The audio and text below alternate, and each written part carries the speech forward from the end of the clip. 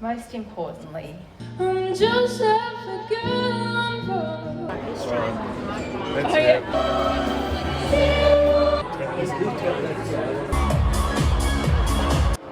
Table number 4.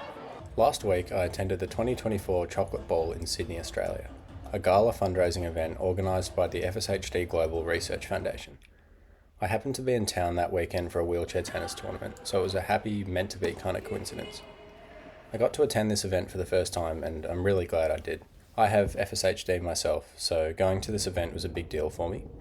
It's super fancy and I'm not exactly Mr. Fancy Pants, but it was nice to dress up for the night. It was a very elegant and almost whimsical event that over 500 people attended, unlike anything I'd ever been to before. We all got this loaded chocolate show bag, which I'm still working my way through, and the menu featured chocolate in every course. Dreamed up by Luke Mangan, who's a famous Australian chef. My story was actually featured in the program, which was a massive honour. It's a bit strange looking back on where I was a year ago, where I refused to even talk about the fact that I had FSHD, to now putting myself out there and sharing my story with the world. Anywho, the Chocolate Ball is the Foundation's main fundraising event for the year, and they do it really well. Here's me pretending I can afford literally anything at the silent auction. There were some Picasso, Salvador Dali and Matisse artworks, which was crazy and just outside my budget. There was also a live auction in the main function room, with prizes ranging from European ski holidays to hanging out with Francis Ford Coppola and Mark Wahlberg. The entertainment was amazing. Summer de Vries performed an original song while someone did this fancy acrobatic work. I'm just a girl. Tell me about you. I wanna learn each second right now, before and after then. I really enjoyed the speeches given by the Foundation's MD, Emma Weatherley, and the Chair, Natalie Cooney.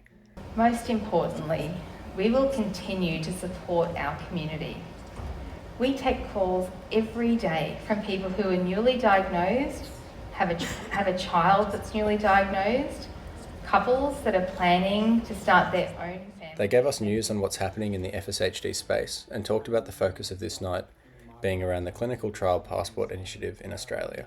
FSHD Global is bringing Australian FSHD patients, like myself, one step closer to participating in clinical trials in Australia, which is a huge deal. Every single person that we can fund a clinical trial passport for, we give a fighting chance to beat this disease and have hope for a future without FSHD. Thanks to the Foundation, I've had the opportunity to undertake a full-body MRI, which will show how impacted my muscles are by this condition. I do plan to make a separate video going over those results, but that would not have been possible without the Foundation.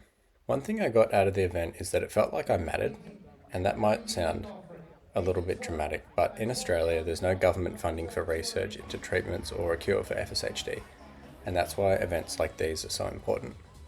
The amount of money being donated and the effort made to improve the lives of people impacted by this condition was really touching.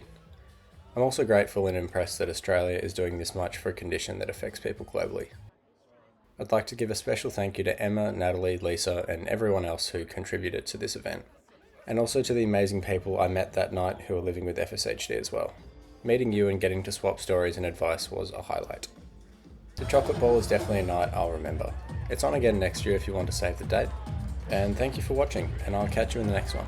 Bye.